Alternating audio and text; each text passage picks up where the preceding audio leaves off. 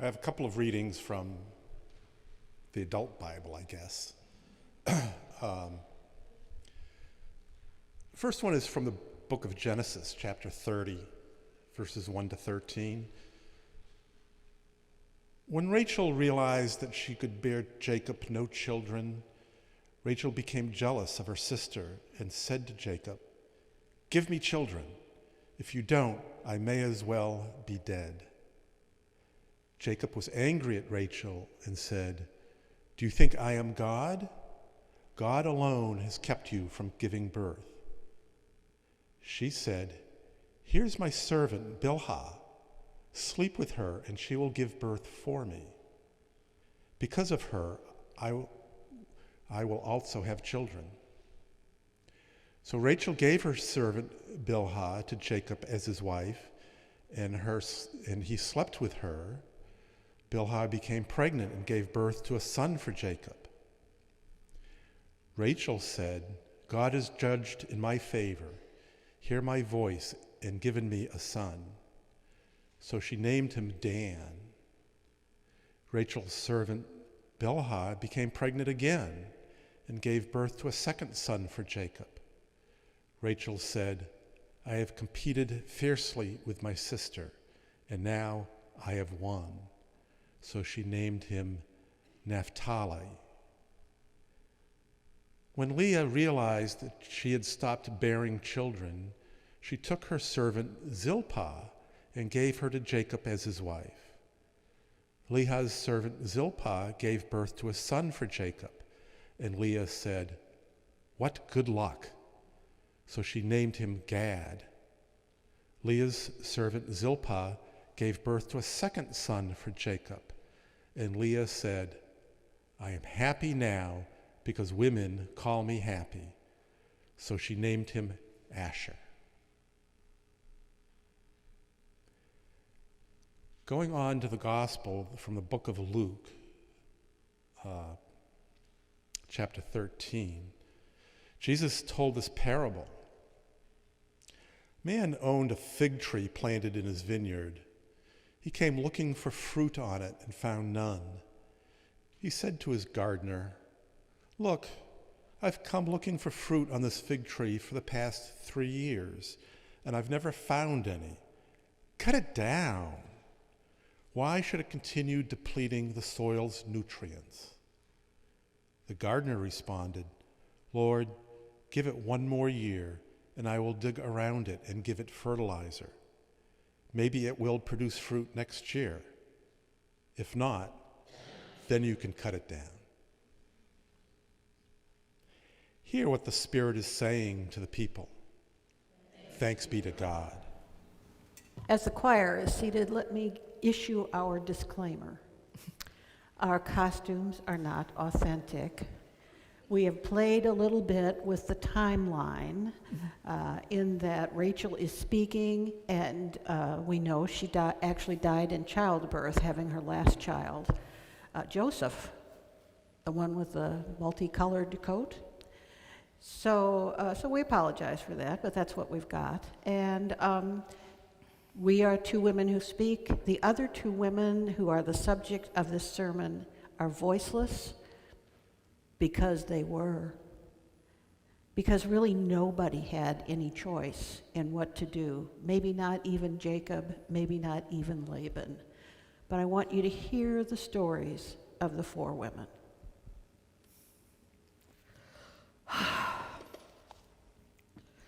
This bowl of Adashim has more stones and sticks than anything else. Look at this. How can I make pottage enough for the family with just this few amount? And my back is aching. All this work. Stop. You're complaining, sister. You know you love what you're doing. And what else would you do? Well, you know what I would be doing. I want to be out there. I want to be walking up and down the hills and the valleys. I want to wade in the little streams and follow the speckled goats and the sheep. I want to feel the sun on my face, and I want to feel the wind blowing my hair back. You remember? When I was a girl carrying a staff, that's what my life was like. I would take my veil off and I'd wrap it around my waist to carry a newborn kid that was just a little too wobbly to walk maybe, or maybe the ewe had been killed by wild dogs. Those were the days that I would have back again if I could. Days before Jacob, before Father decided what and whose we were to be, before I got old and weary. But those days they're long gone now, aren't they? Yes. We're old women now. Yes. They're still feeding our sons and all those caterwauling, crying, crawling babies. Ugh. Do you ever think about those days? Do you remember the names of the women that followed us as we moved behind the flocks? The women that folded our tents and wove the cloth for our clothes and ground the grain and made the bread every day. Sometimes I do. Sometimes I do.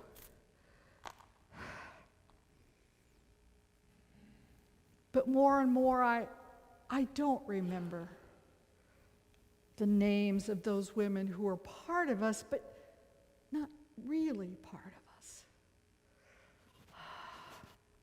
I do remember that they never spoke to me, unless maybe I spoke to them. Mostly, they just nodded and bowed and backed away and just didn't say anything. And I remember the one that had the scar on her cheek. Remember that Laban did, I don't know what she did that made him put that there. But I do remember seeing her, and every day a tear fell down the course of that scar. The one that I do remember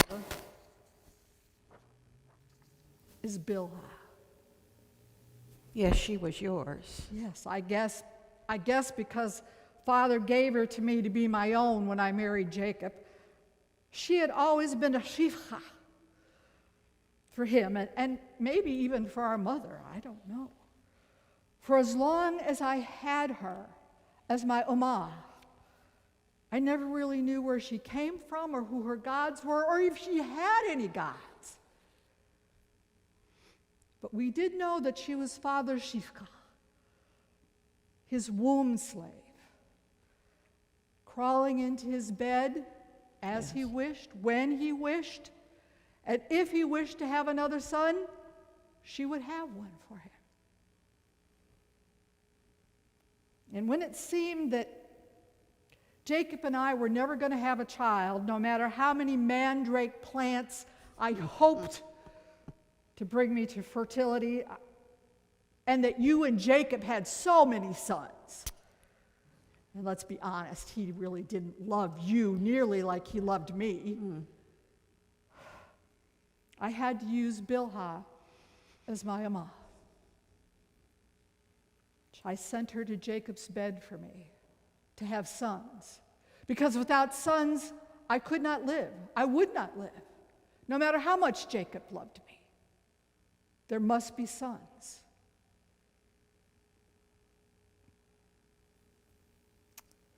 And she gave me sons. She did. She gave me Dan and Naphtali. She had them giving birth on my knees. And now they're strong men with families of their own. But they're my men and my families. They were never Bilhah's sons. Even though I can remember her looking at them like a mother looks at a newborn with that longing. But I took them, and I wrapped them in their birthing clothes, and I gave them to a wet nurse. And then, Bilhah, having done what she was supposed to do, I sent her away. She had done enough. She had done what I expected her to do. And she couldn't expect anything more from me. the names of the womb slaves, women who were known only to us because they could do what we could not or would not or did not want to do. Their names, they seem to fall away from our stories. Why don't we recall the names that they were given when they were born and loved and wanted? We only recall their scars and their weaknesses and their usefulness to us, and then we forget that those slaves, they are known by Elohim, who calls them by name.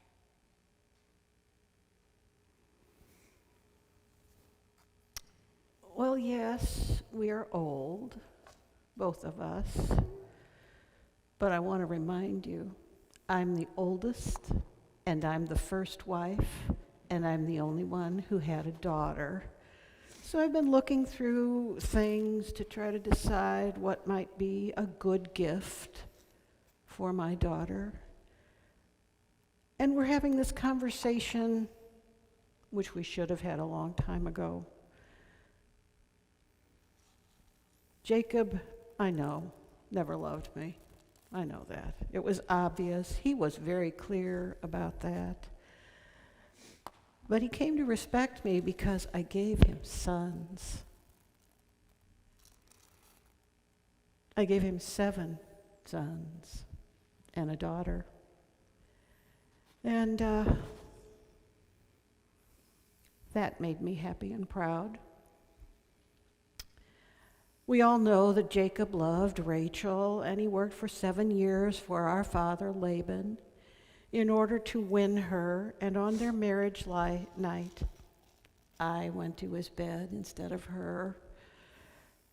I confess, it was my father's idea, but I wasn't against it.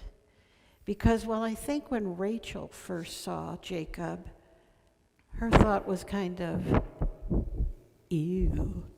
But I thought he was magnificent, just wonderful. So I was happy.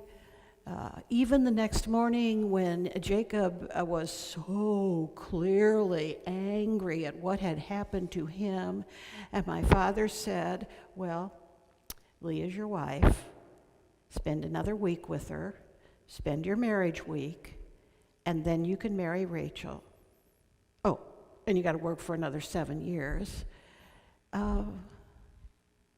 I still had Jacob.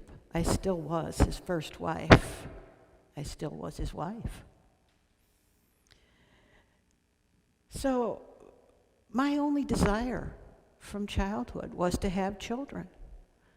I lived at home. I did what my father told me to do. I was careful. I was obedient. I wasn't out roaming the hills like my sister, having fun, being in the outdoors. Maybe my father rewarded me by switching the people in the bed. Maybe that was his reward. I don't know. He was a crafty man. He wasn't a very nice man. No, he wasn't a very nice man. So Jacob didn't love me, but I felt that the great Creator did. It seemed that my womb was opened and Rachel's was closed, and I had 4 sons in pretty quick succession. I had Reuben, which means, look, a son. And I had Simeon, which means God hears me. And Levi, joining. Because I thought, surely with 3 sons, Jacob would be joined with me and love me. No, that's not it. And then God rewarded me with a 4th son. And I was blessed. I was blessed. So it came to a point where I thought my childbearing years were pretty much over. So having heard about Bilhah and her, well, we don't call them her children. Let's see, the 2 children that were born on Rachel's knees to her. And I thought I can do the same thing with my servant Zilpah. Zilpah was given to me again, like Rachel's servant, by Laban, by my dad, when I was married. And so that's what we did. Zilpah had 2 boys. And Rachel's right. You could see that those women who we didn't even know about or actually care about, where they were from, who their parents were, who their household gods were, it didn't really matter because they were just slave women. We could do whatever we wanted. Anyway, they looked longingly at those boys. You know they did. You know they did. And we did. Send them away, never to be seen again, never to be heard from again. And we put those babies with the wet nurse. It was not something to be proud of. It was not something, when I think about it, that I like. But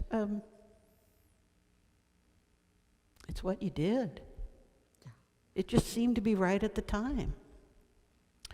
Well, so later, after Gad and Asher were born, I had 2 surprise babies. I had Zebulun, which means, now, don't be embarrassed by this, cohabitation. It's my way of saying, nah, nah, nah, nah, nah. Anyway, and then I had my daughter, Dinah. It's for her that I've put out these things. I'm trying to figure out which would look best for her and what she might need. And anyway, I'm just trying to prepare for that. Dinah means judgment. And so I sort of took the birth of Dinah as a judgment of God that I really had been a good wife and mother. And that's where we were. Rachel, do you think we were ever close? Maybe when we were children, Yeah? but we grew farther and farther apart. I think as we got older, I just wanted to be away. I wanted to get away. Yeah. I wanted to be outside. I wanted to be free of all the goings on that happened. I couldn't stand to be around our father and his women. I couldn't do it. I loved being a shepherd. Even though women weren't usually shepherds, I got to be a shepherd. You did. You did. Well, I'm also now thinking about Bilhah and Zilpah. They gave us children that we loved and mothered and named and raised, and they had no choice in anything. They had absolutely no choice, and we sent them away. And we did produce a mighty band of warriors, those 12 sons who became the 12 tribes of Israel. But it was 4 of us who did that.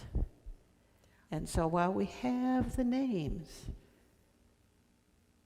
Rachel and me and Bilhah and Zilpah, wherever they are, it took all of us to build a nation.